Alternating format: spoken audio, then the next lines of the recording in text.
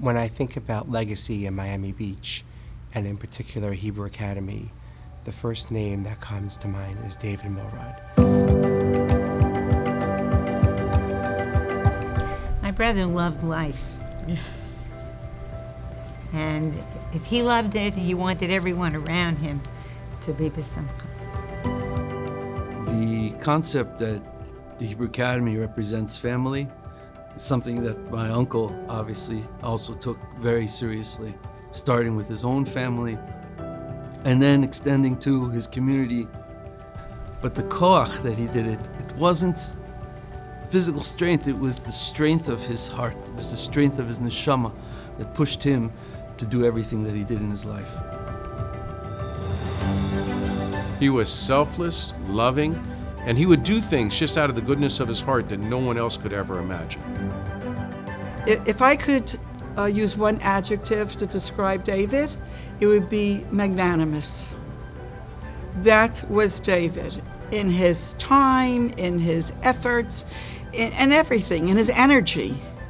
David Muhlrad is a one-of-a-kind person. He was just a wonderful, generous, gregarious person that liked to make people happy. He was Mr. Miami Beach. So he had such a sensitivity for not just caring for people, but for the nuances of taking care of them. You know, things that no one else would think of, and that was his hallmark. That's how he left his brand on everything, because it was so, the attention to detail was so remarkable. David Muhlrad, when he walked into the room, was a movie star, along with everything that came from his soul, and he did everything over the top. Everyone wanted to be like him. David was a family man. And from all his accomplishments and everything that he did, his family came first. That was his nachas, that really was. For all that he stood for, certainly to be able to watch his children, who are beyond the word models of what their father was, in every facet of life, they are David.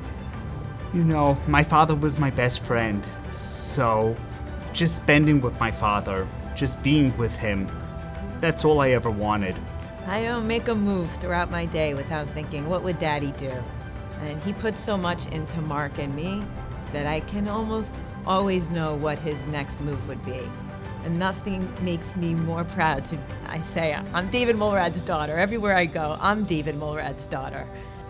No, he was just very generous, giving, everything the best. He did it to me, for the kids, anybody he came in contact with. It was just over the top always. Great people don't talk about it. They just get it done. Well, David had vision. He knew that if you planted the seed and watered it, it would grow into a tree.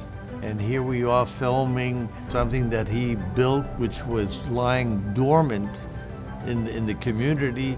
He built it into where he now has one of the largest memberships of any shul on Miami Beach.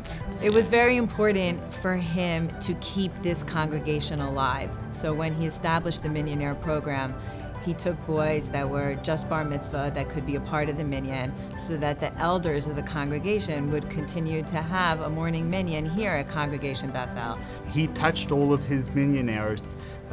They visited my father at the cemetery quite often, and it's just a reflection of how much my father meant to these young adults. So my brother taught everybody to lane, just like he laned. And he taught his grandson, Zaki, how to lane. And as Zaki opens up my brother's Sefer Torah, and he lanes at the Hebrew Academy. Just being in this shul is like Oda Binu Chai, because I see everything he did, and now we're going to be doing some renovations and want to make him proud of the shul also. When David took over, our Purim was a normal Purim, in and out. David turned it into a carnival and extravaganza. You know, there's that famous quote by Maya Angelou that people might forget, what you said, or people might forget what you did, but people will always remember how you made them feel. And there's not a person in this world that will ever forget how David Muhlrad made them feel. We miss him every day, but the David Muhlrad legacy lives on.